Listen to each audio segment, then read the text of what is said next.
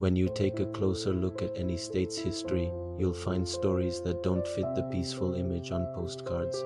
Pennsylvania, known for forests, suburbs, and historic towns, has its share of crimes that still leave questions behind.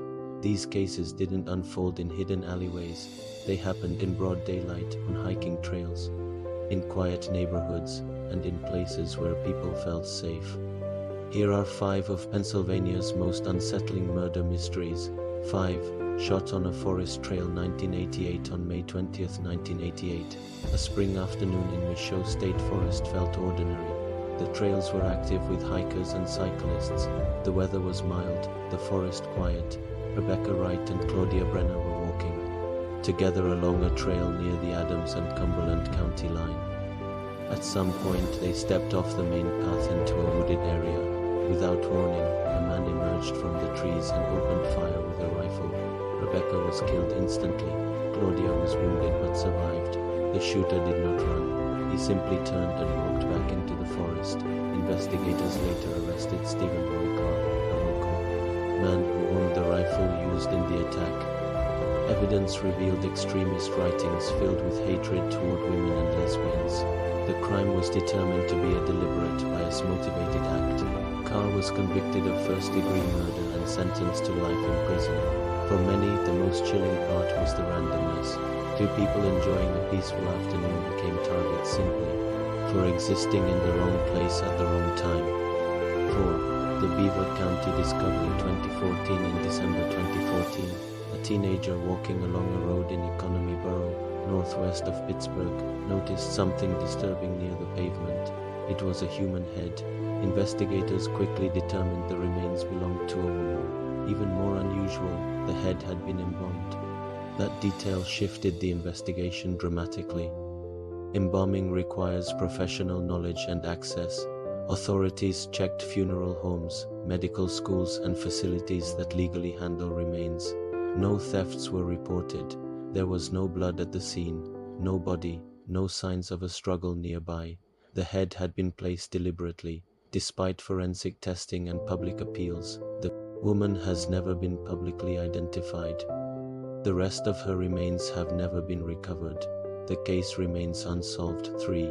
The Appalachian Trail Shelter murders, 1990. In September 1990, hikers staying at a shelter near Duncannon in Perry County expected an uneventful night along the Appalachian Trail.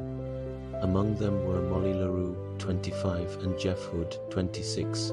During the night, a man entered the shelter. Jeff was shot. Molly was restrained and murdered. The shelter, normally seen as a place of shared trust among hikers, became a crime scene by morning. Investigators eventually arrested Paul David Cruz, who had prior violent offenses.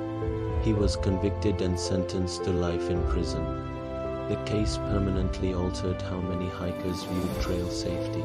Shelters once considered neutral, communal spaces suddenly felt vulnerable. 2.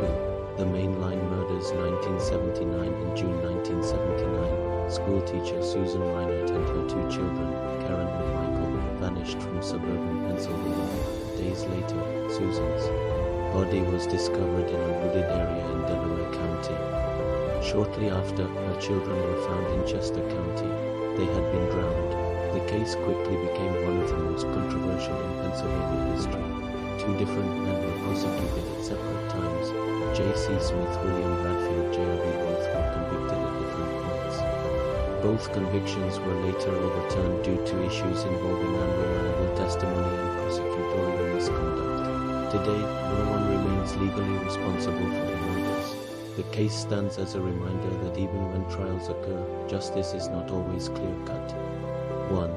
The murder of Dolores de la Pena, 1972. In July 1972, 17-year-old Dolores de la Pena left her home in the Kensington section of Philadelphia and never returned. Weeks later, human remains were discovered in southern New Jersey, scattered across multiple locations.